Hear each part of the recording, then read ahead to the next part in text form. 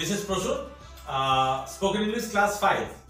আগের ভিডিওতে sentence construction কেমন করে হয় সেটা দেখিয়েছি। এই ভিডিওতে আমি দেখাবো যে একটা একটা করে অক্সিলারি পড়াবো। প্রথমে নিয়ে নাও, খাতা নিয়ে নাও। Auxiliary am, is and are। দেখো এটা কোথায় ইউজ হয়? These are used to denote an action which goes on at the time of talks।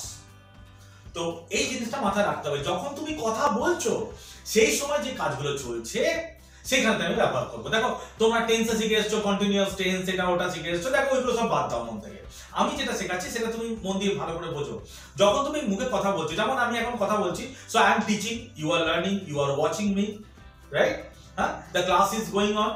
তো আমি যখন কথা বলছি যেই সময় যে কাজটা চলছে সেখানে ব্যবহার হবে। আর আমরা এটা খুব ভালো করে জানি যে am is are, I am, R he is, she is, it is, name is, you are, we are, they are। তো কোন প্রোনাউনের সাথে কোন অক্সিলারি গুলো বসে সেগুলো আমি বলে দিলাম। তো am is are আমরা ব্যবহার করব এবং তার সাথে verb plus ing যোগ করব। verb plus ing কিন্তু অবশ্যই যোগ করতে হবে am is are এর সাথে এই কনস্ট্রাকশনের ক্ষেত্রে।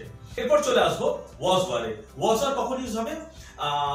These are used actually to indicate an action which took some time to complete in the past। এটা মাথায় রাখবে, took some time to complete in the past। তো ফ্যাক্ট হচ্ছে কি, পাস্টেতে কোনো একটা কাজ হতে কিছুক্ষণ টাইম লেগেছে, সেখানে আমরা বসাবো। কিভাবে বসাবো? আমরা বসাবো এইভাবে যে, যেমন হচ্ছে দেখো দেও এবং ভার্ব প্লাস আইএনজি, এটা কিন্তু মাথায় রাখবে। এটার ক্ষেত্রেও কিন্তু ভার্ব প্লাস আইএনজি, যেগুলো ভার্ব প্লাস আইএনজি হবে সেগুলো আমি বলে দেবো। তো ভার্ব প্লাস আইএনজি এটাতেও হবে। যেমন they were fighting on the road, he was cooking, she was dancing, she was singing, he was bathing, he was swimming। তো swimming, bathing, dancing, cooking, fighting সব কিন্তু it took some time, মানে সেটা 1 minute 2 minute হলেও কিন্তু time, মানে একটা duration থাকবে তার। সেই ডিউরেশনের মধ্যে ঘটনাটা ঘটেছে এবং কমপ্লিট হয়েছে। তো সেক্ষেত্রে কিন্তু আমরা was were কে ব্যবহার করব এবং কোন প্রোনাউনের সাথে কোন অক্সিলারি গুলো ব্যবহার হয় সেটা আমি বলে দিচ্ছি।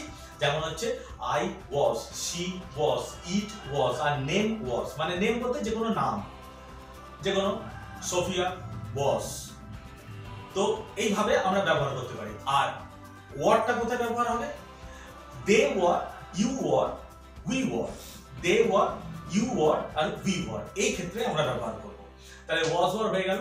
এর পরেতে আমরা চলে আসছি will আর shall। দেখো will shall হচ্ছে ফিউচারের ক্ষেত্রে ইউজ হয়, আমরা জানি। তাহলে অক্সিলারি প্রথমে সাবজেক্ট অক্সিলারি বসবে। তা অক্সিলারি আমি যদি ফিউচারের কথা বলতে চাই, যেমন হচ্ছে I will go to Delhi, সেক্ষেত্রে আমরা will টাকে বসাবো। দেখো shall আর will ইউজ হয়, I এর ক্ষেত্রে shall ইউজ হয়।